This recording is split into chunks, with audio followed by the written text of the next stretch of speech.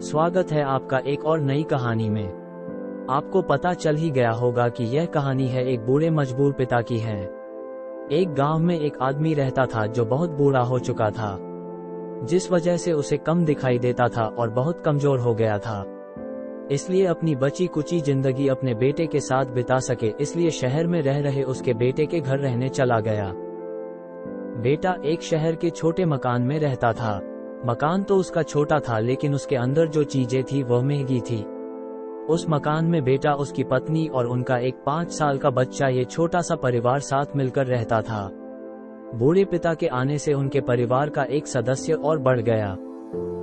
ये पूरा परिवार रोज सुबह शाम डाइनिंग टेबल पर साथ में खाना खाया करता। बूढ़ा पिता अपनी कमजोरी के चलते हमेशा खाने की चीजें नीचे गिराता रहता और कई बार कांच के बर्तन भी टूट जाया करते थे। कुछ दिनों तक तो बहू और बेटे ने ये सब सहन किया, लेकिन बाद में वे दोनों बूढ़े की ऐसी हरकतों से चिढ़ने लगे।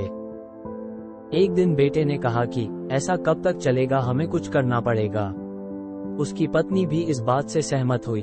अगले दिन बेटा कहीं से एक पुराना मेज लेकर आया और घर के एक कोने में उसे लगा दिया और अपने पिताजी से कहा कि आप यहीं पर बैठकर खाना खा लिया कीजिएगा।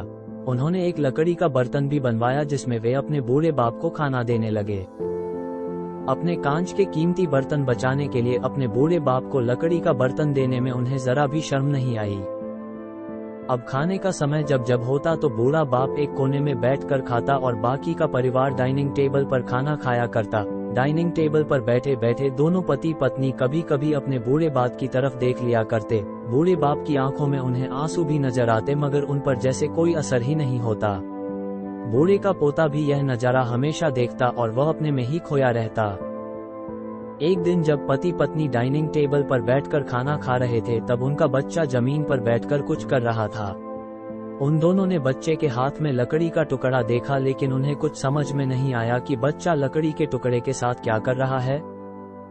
जब बच्चे के पिता ने उसे पूछा कि बेटा आओ खाना खा लो, तुम नीचे बैठकर क्या कर रहे हो, तब बच्चे ने भोलेपन से कहा, अरे मम्मी पापा, मैं आप दोनों के लिए लकड़ी का बर्तन बना रहा हूँ ताकि आप लोगों को जब आप बुरे हो जाओ तो दिन में खाना दे सकूं। अपने नादान बेटे द्वारा दी गई यह सहज बात दोनों के दिल में तीर की तरह उतर गई। दोनों एक दूसरे का चेहरा निहारने लगे। बिना कुछ कहे ही दोनों की आंखों में पानी आ गया और उन्हें अपने भविष्य की किताब अपने आपको के सामने खुलती हुई नजर आई। उन्हें समझने में ज्यादा देर नहीं लगी कि अब उन्हें आगे क्या करना पड़ेगा। अगले दिन कमरे के कोने से वह पुराना मेज हट गया और अब बूढ़ा पिता और बाकी का परिवार साथ में मिलकर फिर से खाना खाने लगे।